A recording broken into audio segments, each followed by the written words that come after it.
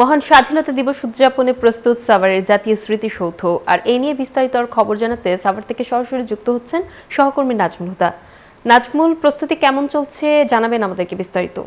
নাফিজা জামান, আপনাকে ধন্যবাদ। এই মুহূর্তে রয়েছি সাভারের জাতীয় স্মৃতিসৌধে এবং আপনারা জানেন যে ঠিক 23 তারিখ থেকে এখন পর্যন্ত যে দর্শনার্থীদের প্রবেশ নিষেধ এবং শেষ মুহূর্তে কিন্তু যে ঠিক সকালে গণপূর্ত বিভাগ দায়িত্ব বুঝে দিয়েছে এসএসএফের হাতে এবং এসএসএফ কিন্তু সুইপিং করে গেছেন এবং এখন পর্যন্ত আমরা দেখছি যে ডগ স্কোয়াড দিয়ে সুইপিং করা শেষ এবং হেলিপ্যাড কিন্তু হেলিকপ্টার দিয়েও কিন্তু যে মহড়া সেই মহড়াটি আসলে শেষ করেছেন এবং এরই মধ্যে আপনারা জানেন যে জাতীয় স্মৃতিসৌধের যে ধোয়া মোছা রংতুলির যে আসর এবং সাদা রং দিয়ে যে লাল ইটে রং লাগানো সেটা কিন্তু ইতিমধ্যেই শেষ করা হয়েছে এবং 4 স্তরে নিরাপত্তা জোরদার করা হয়েছে। এখন পর্যন্ত প্রায় 3,500 আইন শৃঙ্খলা বাহিনী মোতায়েন রয়েছে, অলরেডি মোতায়েন হয়েছে এবং আপনারা জানেন যে মির্জা গোলাম হাফিজ কলেজে সেখানে যে পুলিশ, সেই পুলিশের থাকার ব্যবস্থা করা হয়েছে এবং একটু পরের থেকেই আপনার জাতীয় স্মৃতিসৌধের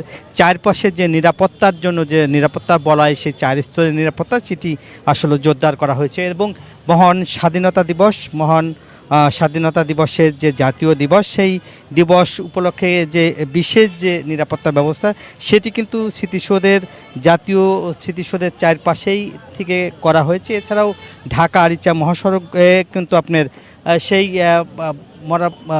যে নিরাপত্তার চাদরে ঢেকে দেওয়া হয়েছে এবং নিরাপত্তার চাদরে আসলে যে ঢেকে দেওয়া হয়েছে এবং পুলিশের পক্ষ থেকে আসলে বলা হয়েছে যে স্মৃতিসৌধের আশেপাশে যাতে কোনো অপরিচিত লোক যাতে ঘোরাফেরা না করতে পারে এবং সেই কারণেও কিন্তু সেখানে যে নিরাপত্তার জন্য যে চেকপোস্ট বসানো হয়েছে, সেখানে সন্দেহভাজন কাউকে দেখলেই তারা বলছে যে আটক করা হবে। এই ছিল আমার কাছে জাতীয় স্মৃতিসৌধের ধোয়া মোছা প্রস্তুতির সর্বশেষ। ফিরে যাচ্ছি স্টুডিওতে নাফিজার কাছে।